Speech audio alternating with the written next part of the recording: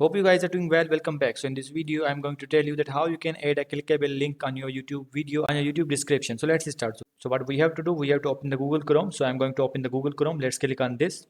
So as you can see, the Google Chrome is open. Now what we have to do, we have to write the YouTube here as we can open the YouTube. So let's wait a few seconds. So as you can see, the YouTube is here. Now we have to click on the profile section, and after that we have to click on the YouTube Studio.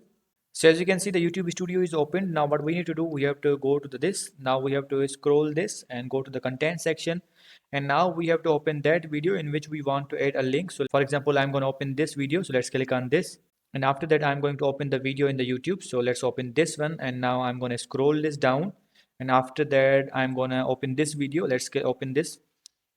So as you can see, the video is open. Now what we have to do, so as you can see, the video is open. Now what I'm going to do, I'm going to copy the link of this video. So as you can see, the link is copied. Now I'm going to move this video, and now I have to paste the link here.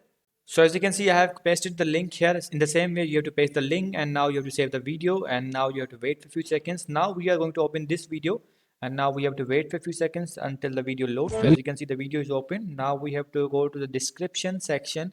So as you can see, the link is added here. Now if you want to open this, just simply you have to click on this and the video will be open. So simply after pasting the second link, you have to click on the save, and now you have to move here and you will see the link here. So in this way, you can add a clickable link in your video. So I hope you guys understand this video, that how you can add the link in description. So see you guys in the next video.